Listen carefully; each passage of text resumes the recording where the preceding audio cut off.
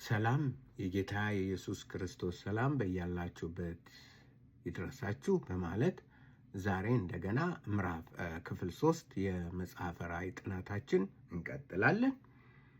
እንግዲህ በአጠቃላይ እንደ ቀደም እንደገለጥኩት መጽሐፈ ራዕይ ምዕራፍ 20 የአዲስ ኪዳን መጀመሪያና እስከ መጨረሻው ወይም ደግሞ እስከ ገሃነም እሳት ድረስ እስኪጣል ወይም ደግሞ ወደ እግዚአብሔር መንግስት ወደ መንግስተ ሰማያት ሰዎች እስኪገቡ ድረስ ያለውን ጊዜ ያጠቃልላል ነው። እንግዲህ ሁሉንን ሰመራይዝ አድርጎ ያስቀመጠልን ነው ብዬ ባለፈው ብያለሁ። አሁን ያንን ወደፊት እናያለን እና አሁን አነብና አራት አይነት አመለካከቶች እንዳሉ የትኛው ትክክለኛ እንደሆነ እና በምን አይነት መልኩ መረዳት እንዳለብን። ምክንያቱም በትክክል አለመረዳት ወደማታውቅበት ቦታ አገር ዝም ብለህ በጭፍን መመራት ማለት ነው። በትክክል ካልተረዳን በጣም አደገኛ ነው። ከክፉ ልንጠበቅ አንችልም። ሰይጣን ሊያጠቃን ይችላል። በተለያየ መልኩ መሰናክል ይሆንብናል። ስለዚህ ዕውቀት፣ በትክክለኛ ዕውቀት የግድ አስፈላጊ ነው። የግድ ትክክለኛ መረዳት መያዝ፣ የምናነበውን መረዳታችን ለእኛም ወደፊት መዋጋት እንደሚገባን እንዋጋለን፣ ራሳችን እንጠብቃለን፣ ሌሎችን እናግዛለን። ስለዚህ ትክክለኛውን ዕውቀት መያዝ ከመደናበር ያወጣናል። በእግዚአብሔርም ዘንድ ሳክሰስፉል የሆነ ወይም ትክክለኛ የሆነ ስኬታማ የሆነ ስራን እንሰራለን ማለት ነው። የተሳሳቱት የት ላይ ነው? እያንዳንዱን አመለካከት እናይና እንደ እግዚአብሔር ቃል ፈትሸን ትክክለኛው ይሄ ነው እንላለን። አነባለሁ። ለምንድን ነው ማነበው? ምክንያቱም ደጋግመን ስናነበው ብዙ መረዳት እናገኛለን። እግዚአብሔር ቃሉን መስማቱ ራሱ ብዙ ነገሮችን በአእምሯችን ውስጥ ያስቀምጥልናል ማለት ነው። መጽሐፈ ራዕይ 20 የጥልቁን መክፈቻና ታላቁን ሰንሰለት በእጁ የያዘ መልአክ ከሰማይ ሲወርድ አየሁ። የቀደመውንም እባብ ዘንዶውን እርሱም ዲያብሎስና ሰይጣን የተባለውን ያዘው፣ 1000 ዓመትም አሰረው፣ ወደ ጥልቅም ጣለው። አሕዛብንም ወደፊት እንዳያስት 1000 ዓመት እስኪፈጸም ድረስ በእርሱ ላይ ዘግቶ ማኅተም አደረገበት። ከዛም በኋላ ለጥቂት ጊዜ ይፈታ ዘንድ ይገባዋል። ዙፋኖችንም አየሁ፣ በእነርሱም ላይ ለተቀመጡት ዳኝነት ተሰጣቸው። ስለ ኢየሱስ ምስክርና ስለ እግዚአብሔር ቃል ራሶቻቸው የተቆረጡባቸውን ሰዎች ነፍሳት፣ ለአውሬውና ለምስሉ ያልሰገዱትን፣ ምልክቱንም በግንባራቸው እና በእጆቻቸውም ላይ ያልተቀበሉትን አየሁ። ከክርስቶስም ጋር 1000 ዓመት ኖሩና ነገሱ። የቀሩትም ሙታን ግን ይህ 1000 ዓመት እስኪፈጸም ድረስ በሕይወት አልኖሩም። ይህ የፊተኛው ትንሣኤ ነው። በፊተኛው ትንሣኤ ድል ያለው ብፁዕና ቅዱስ ነው። ሁለተኛው ሞት በእርሱ ላይ ሥልጣን የለውም። ዳሩ ግን የእግዚአብሔርና የክርስቶስ ካህናት ይሆናሉ፣ ከእርሱም ጋር ይህን 1000 ዓመት ይነግሳሉ። 1000 ዓመት ሲፈጸም ሰይጣን ከስራቱ ይፈታል። በአራቱም በምድር ማዕዘን ያሉትን አሕዛብ ጎግና ማጎግን እንዲያስታቸው ለሰልፍ እንዲያስከትታቸው ይወጣል። ቁጥራቸውም እንደ ባህር አሸዋ የሚያህል ነው። ወደ ምድርም ስፋት ወጡ። የቅዱሳንንም ሰፈርና የተወደደችውን ከተማ ከበቡ። እሳትም ከሰማይ ከእግዚአብሔር ዘንድ ወርዳ በላቻቸው። ያሳታቸውም ዲያብሎስ አውሬውና ሐሰተኛው ነቢይ ወዳሉበት ወደ እሳቱና ወደ ዲኑ ባህር ተጣለ። ለዘላለም እስከ ዘላለም ቀንና ሌሊት ይሰቃያሉ። ታላቅና ነጭ ዙፋን በእርሱም ላይ የተቀመጠውን አየሁ። ምድርና ሰማይም ከፊቱ ሸሹ፣ ስፍራም አልተገኘላቸውም። ሙታንንም ታናናሾችና ታላላቆችን በዙፋኑ ፊት ቆመው አየሁ። መጽሐፍትም ተከፈቱ። ሌላም መጽሐፍ ተከፈተ፣ እርሱም የሕይወት መጽሐፍ ነው። ሙታንም በመጽሐፍ ተጽፎ እንደነበረ እንደ ሥራቸው መጠን ተከፈሉ። ባሕርም በእርሱ ውስጥ ያሉትን ሙታን ሰጠ። ሞትና ሲኦልም በእነርሱ ዘንድ ያሉትን ሙታንን ሰጡ። እያንዳንዱም እንደ ሥራው መጠን ተከፈለ። ሞትና ሲኦልም በእሳት ባሕር ውስጥ ተጣሉ። ይህም የእሳት ባሕር ሁለተኛው ሞት ነው። በሕይወት መጽሐፍ ተጽፎ ያልተገኘ ማንኛውም በእሳት ባሕር ውስጥ ተጣለ ይላል። 15 ጥቅሶች ናቸው። ስለዚህ ደግማችሁ አንብቡት። ሐሳቡን ለመረዳት ጥረት አድርጉ እና ይህንን ለመረዳት ሰዎች በአራት ተከፍለዋል። አራቱ እነማን ናቸው የሚል ነው። አንደኛው ፕሪሚሌኒያሊዝም ይባላል፣ ወይም ደግሞ ከ1000 ዓመት በፊት ማለት ነው። እንግዲህ መጽሐፍ ጽፌያለሁ በእንግሊዘኛ ማለት ነው። እያዘጋጀሁ ነው። ወደፊት በእንግሊዘኛ ፕሮግራም በተለይ እንግሊዘኛ እንትን የምትሉ በዛ ኦዲዮውን በደንብ ኤአይ እያነበበው በደንብ አዘጋጅቼ ለብዙዎች አቀርባለሁ ወደፊት። በዛ በአሜሪካ በተለያየ ቦታ ያሉትን በአውሮፓ ያሉትን እንድትጋብዙና እንድሰሙ ነው እንትን የምንለው። ለምን አማርኛ መጽሐፍ አይሆንልኝም? ድሮም አልተማርኩትም ማለት በታይፕ በምናምን።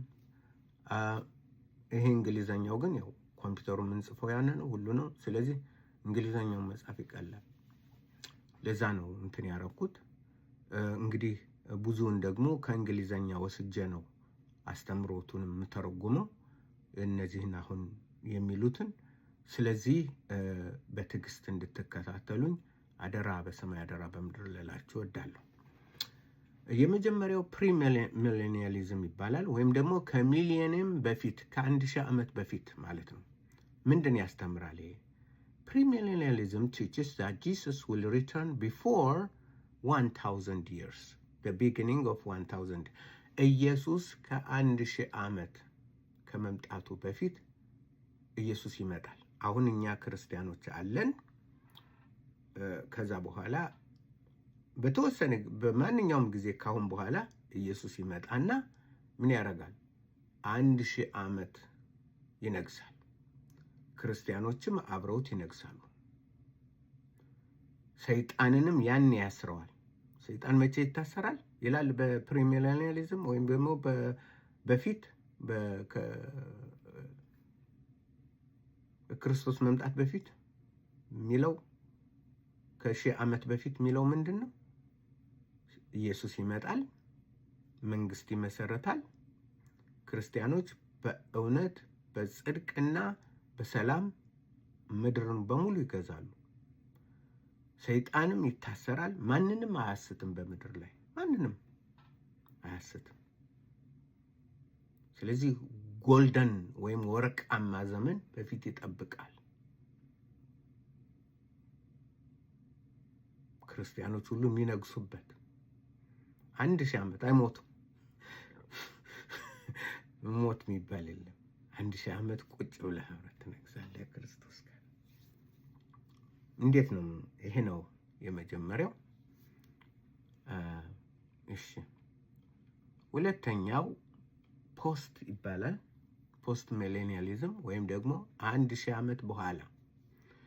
ይሄኛው ምንድን ነው የሚያስተምረው? ፖስት ሚሌኒያሊዝም ከ1000 ዓመት በኋላ የሚያስተምረው ፖስት ሚሌኒያሊዝም teaches that Christ will return after ከ1000 ዓመት በኋላ 1000 ዓመት አሁን ያለንበት 1000 ዓመቱ አይታወቅም የት ላይ እንደሆነ። ሊትራልም ሊሆን ይችላል፣ ጥሬ ትርጉም ሊሆን ይችላል፣ ወይም ምሳሌያዊ ነምበር ሊሆን ይችላል ይላሉ። ይህ 1000 ዓመት የሚለው ሊትራል ወይም ጥሬ ትርጉም እውነት በቃ 1000 ሊሆን ይችላል፣ ወይም ደግሞ ምንድን ሊሆን ይችላል? ተምሳሌያዊ ነምበር ሊሆን ይችላል፣ ቁጥር ሊሆን ይችላል።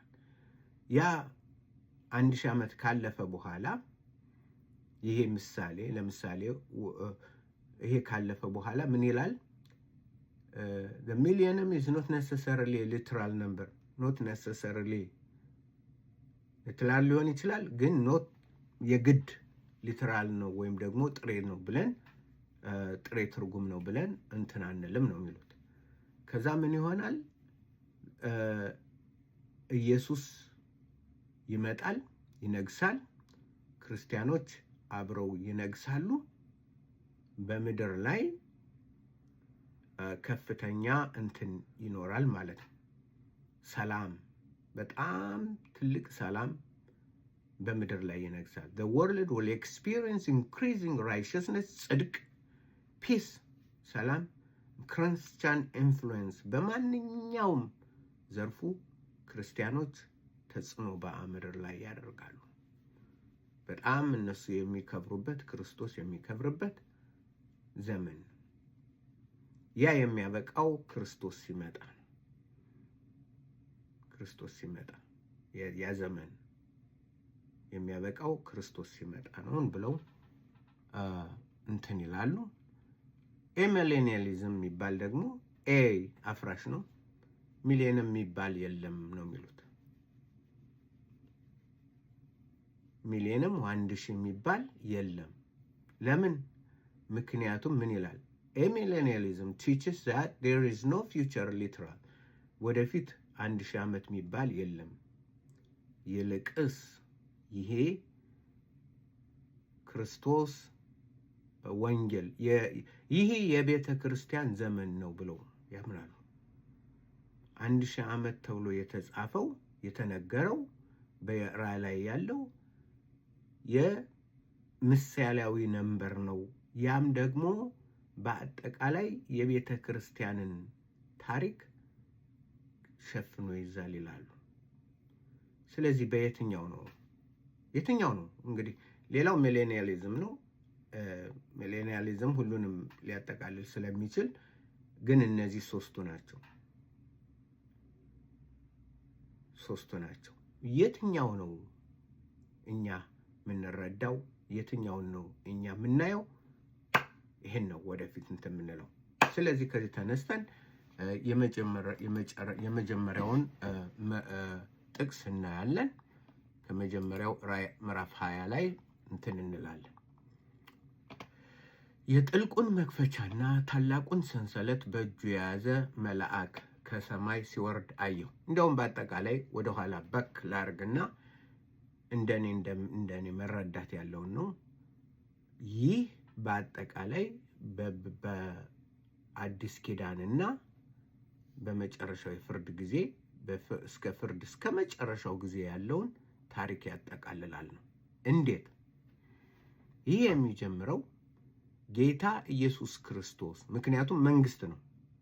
መንግስቱ የኢየሱስ ክርስቶስ መንግስት አሁን ነግሷል። ኢየሱስ መቼ ነው የነገሱት? ምንድን ነው? እንዴት ነው የነገሰው ስንል መጽሐፍ ላይ ሄደን እንመለከታለን።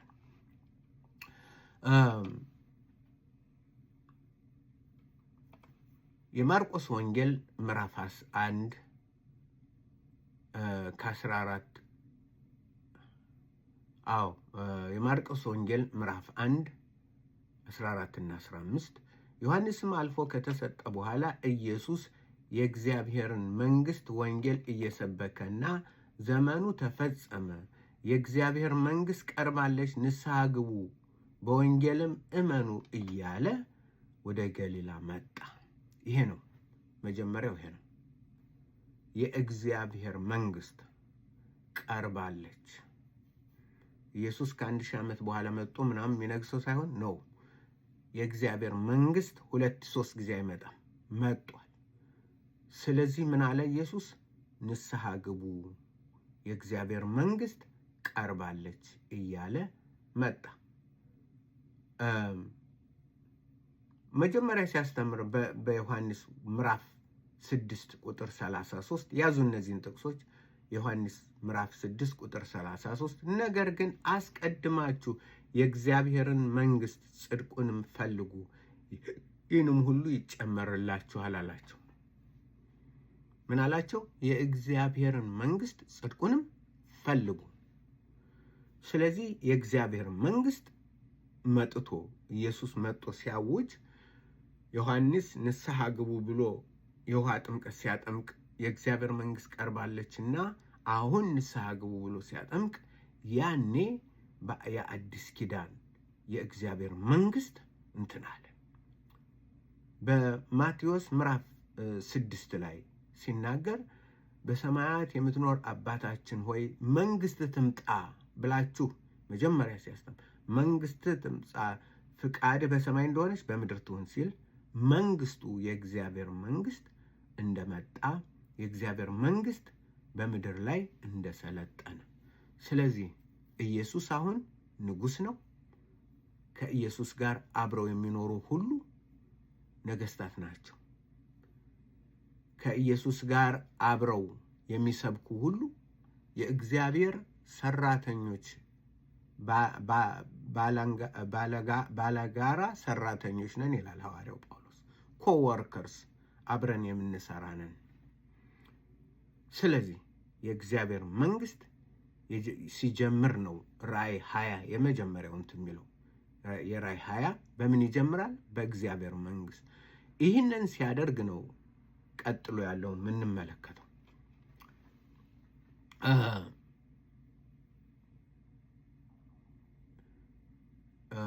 ማቴዎስ 6 መጀመሪያ ያልኳችሁ ማቴዎስ 6:33 ነው። ከዚህ ቀጥዬ ደግሞ ማቴዎስ 12:28 እኔ ግን በእግዚአብሔር መንፈስ አጋንንትን የማወጣ ከሆንኩ እንግዲህ የእግዚአብሔር መንግስት ወደ እናንተ ደርሳለች አላቸው። ጌታ ኢየሱስ ለምንድን ነው በዚህ ቤልዘቡል ነው ያወጣል? ምክንያቱም አጋንንትን አወጣ ማለት በአጋንንት ላይ ወደ ማሰሩ ስለምንመጣ ነው። አጋንንትን እየመታ ያወጣው በአጋንንት ላይ እንዲሰለጥኑ ያረጋቸው በአጋንንት በሰይጣን ላይ አንድ ነገር ስለሆነ ነው። ያንንም ወደፊት እናያለን። ምክንያቱም ቀጣይ ጥቅሱ የመጀመሪያው ጥቅስ እዛ ነው የሚናገረው። ማቴዎስ 21:43 ስለዚህም እላችኋለሁ የእግዚአብሔር መንግስት ከእናንተ ትወሰዳለች፣ ፍሬዋንም ለሚያደግ ለሕዝብ ትሰጣለች አላቸው። ከእናንተ አሁን ልነጥቃት ነው እችንን መንግስት የእግዚአብሔርን መንግስት ለማን? ለአይሁድ፣ ለአሕዛብ እሰጣታለሁ። ስለዚህ ፍሬ ያፈራሉ። ምክንያቱም አልሰማም ስላሉ ነው። የእግዚአብሔር መንግስት ከመጀመሪያው ጌታ ኢየሱስ ሲመጣ የእግዚአብሔር መንግስት ነው የሚታወጀው የታወጀ ያለው። የማርቆስ ወንጌል 4:11 እና 12 እንዲህም አላቸው ለእናንተ የእግዚአብሔር መንግስት ምስጢር ማወቅ ተሰጥቷችኋል፣ በውጭ ላሉት ግን የእግዚአብሔር መንግስት በእናንተ መካከል ናት። የእሱንም ምስጢር ታውቁ ዘንድ ትረዱ ዘንድ ተሰጧችኋል። ስለዚህ እነዚህ ነገስታት ናቸው። እንዴት እንደነገስና ወደሚቀጥለው ጥቅስ ወደሚቀጥለው የመጽሐፍ ቅዱስ ክፍል ስንገባ ሰፋ አድርገን ስለምናየው ነው። ምክንያቱም በዛ እናያለን መንገስ ማለት ምን ማለት ነው፣ ሰይጣን መታሰር ማለት ምን ማለት ነው፣ ለአውሬውና ለምስሉ እንትን ያላሉት ምንድን ናቸው፣ እነሱ እንዴት ነው የሚለውን ሰፋ አድርገን ስለምናይ ነው። ስለዚህ ጥቅሶችን ያዙ፣ ተመልከቱ፣ አጥኑ።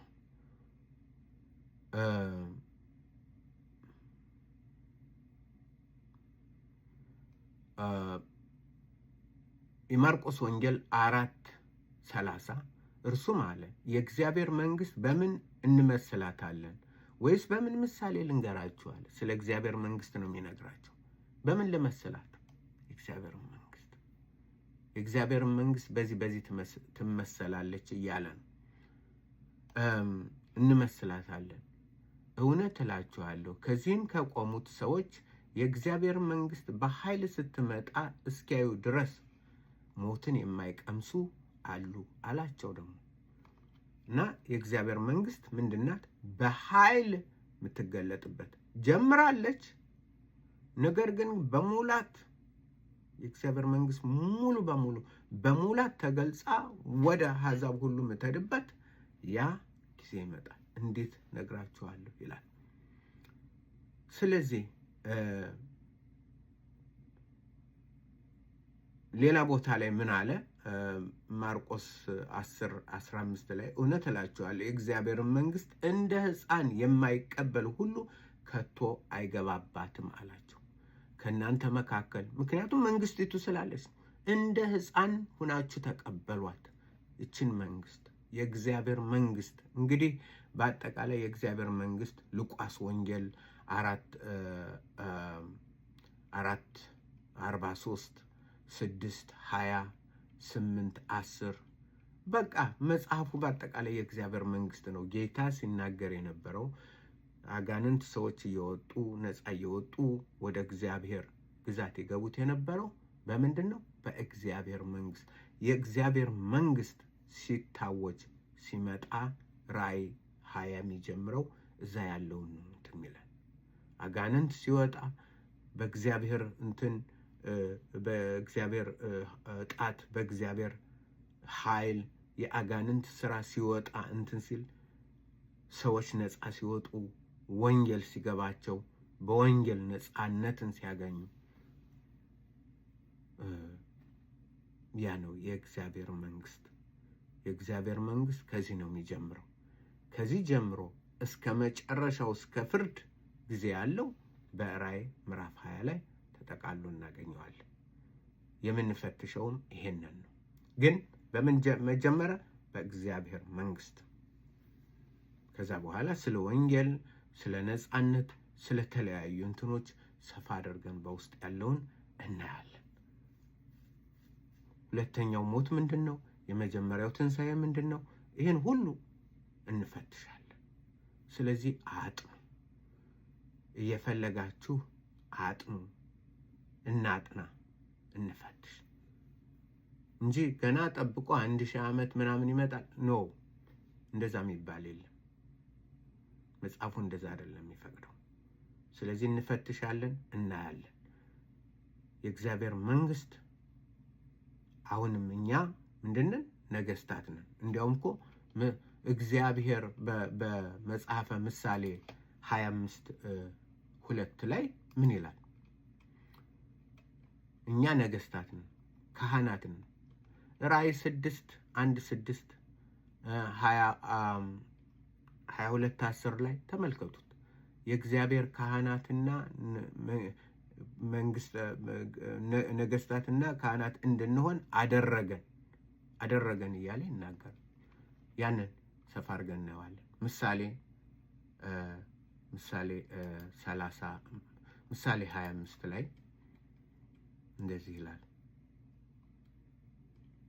በዛ ጨርሳለሁ፣ ሰፋ አደረኩባችሁ። የእግዚአብሔር ክብር ነገርን መሰወር ነው፣ የነገስታት ክብር ግን ነገርን መመርመር ነው። የእግዚአብሔር ክብሩ ምንድን ነው? ጥበብን ይደብቃታል፣ ይሰውራታል። ስለዚህ ልጆቹ አንኳኩተው ፈልገው ስጠን ብለው ነገስታት ይሆኑ። ነገስታት ሲል እነ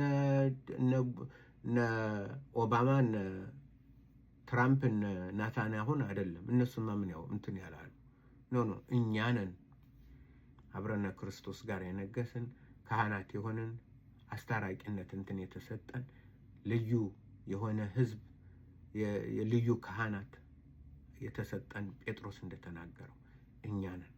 ስለዚህ በትክክል የእግዚአብሔርን ቃል ማወቅ በጣም በጣም አስፈላጊ ነው እና መጀመሪያው ሊከብዳችሁ ይችላል። አሁን ግን ወደፊት ገብተን ስንፈትሸውና ስናየው ልክ ይገባችኋል።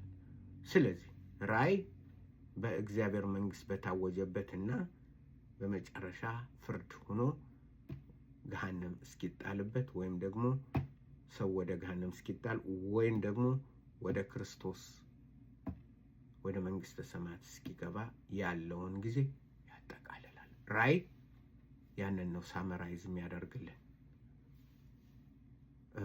ብዬ ሐሳቡን ሰብሰብ አድርጉ። ምክንያቱም መጽሐፈ ራእይ በራሱ መጽሐፍ አይደለም፣ የሌሎችን እንትኖች ነው እንትን የሚያደርግ አጠቃሎ የሚያስቀምጥልን። ያን ደግሞ እናያለን። በተለይ ራእይ ምዕራፍ 1 ቁጥር 2 ላይ ያለው ቁጥር 20 ምዕራፍ 20 ቁጥር 2 ላይ ያለውን በዛ ጥቂት በዚህ ጥቂት በዛ በሚለው ኢሳይያስ 28 13 ያለውን በዛ መሰረት እንደሆነ እናያለን። እና ትልቅ ደስ የሚል ጥናት ነው። እየጸለያችሁ አጥኑ። ጌታ ኢየሱስ በነገር ከእናንተ ጋር ይሁን። በሌላ ፕሮግራም እስክንገናኝ እግዚአብሔር አብ ፍቅር፣ የጌታ ኢየሱስ ክርስቶስ ጸጋ፣ የመንፈስ ቅዱስ ህብረትና አንድነት ከእናንተ ጋር ይሁን።